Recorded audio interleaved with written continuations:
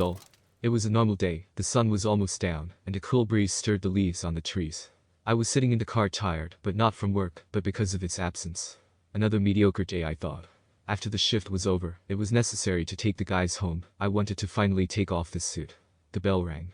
It was the boss. Listen, Alex. Mira, have you left the line? Not yet, but I was really hoping for it. Urgent business, I'll send the address. Go, take a statement. Forensics will be there in half an hour. Murder. Unknown. Interrogate and are free for today. Understood. I sighed with regret. 5 minutes before the end of the shift, I could already lie in the bathroom. Really gave a dealer's step it. Asked Lena. This is the boss, you know he doesn't know how to joke. Wake up or new one, he is already seeing the seventh dream. I got the address and we left. It was the center of the city. There were a lot of people in the area due to the congestion in the markets and large squares. They walked through the streets in an embrace, talking on various topics, and children with ice cream, screaming and laughing, ran around, creating such an idyll that it seemed nothing could disturb this peace. When we arrived at the high-rise building, I noticed a large crowd near the entrance. They were shocked, some holding their heads in bewilderment.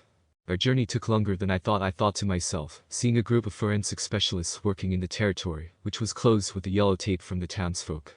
We got out of the car and walked towards them. I lifted the tape and saw a covered corpse. The blood seeped a little further than the canvas and soaked into the asphalt, creating terrible patterns on the ground. One of the forensic girls met my gaze, and I recognized her. Alia, do you know anything? Hello, there is nothing at the scene, except for a corpse with a doll in its hands. We barely straightened our arms, a girl of 28 years old. Apparently, the 11th floor, the glass is broken there, a quick death. There are no signs of violence, the preliminary version is suicide. I need to take a few more pictures and I'll send a report. By the way, they are waiting for you at the top. Where's the doll? As the thing evidence passes. Sent to the bureau. We entered the building and I showed the police officer my ID. He walked us to the elevator and we went up. In the flights of stairs there were people in a state of shock. Apparently, many people knew the deceased. The police interviewed several apartments, but there was no exact data to form an overall picture. We entered the room and saw a girl sitting on the bed. She couldn't hold back her tears as she covered her face with her hands. The psychologist calmed her down and brought water, leaving us alone. Hello, Special Agent Mira, these are my partners Lena and Keel. The guys nodded and I showed the certificate. We understand your condition, we just wanted to ask a couple of questions. Can you explain what happened? The girl's name was Indy. She sobbed, trying to bring her breathing back to normal. It's a doll, a damn doll, she muttered. We looked at each other in bewilderment, and the girl continued. 2 years ago my sister got married, it was an exemplary family. They had a girl, Mia, a wonderful child. At first everything was fine, but 6 months later she was diagnosed with anemia. The girl was weak and pale. Over time, heart problems began, and she often got sick. The course of intensive therapy did not help, and the doctors only shrugged. My sister could not find a place for herself. She lost hope of curing Mia with modern medicine, and began to be interested in other methods. Then there were rumors about one puppet master, a member of the occult order. It was said that he sewed dolls from dead children, and the spirits that inhabit these terrible toys heal, and if a child is seriously ill, they prolong life. Of course, these were just rumors, but the sister, having lost all hope, turned to him. The master sewed the doll, but after receiving the gift, Mia lived only a few days.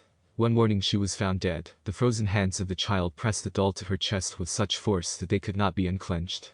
The girl was buried along with the toy. My sister could not come to her senses for a long time. I no longer saw life in her eyes. She began to drink a lot, disappear from home at night. Her husband left her. After a while, she began to accuse the master, claiming that he poisoned the child through the doll. With great difficulty, the sister achieved the exhumation. The police dug up the grave, intending to conduct an examination and look for poison. But the doll was no longer in the hands of the dead girl. The master's could not be found either, he simply disappeared. A week later, my sister saw this doll in the shop of one seller. She called me in horror. She swore that it was she, bought it and asked me to come. But I didn't have time, the girl sobbed again. We froze from this story, chilling the blood.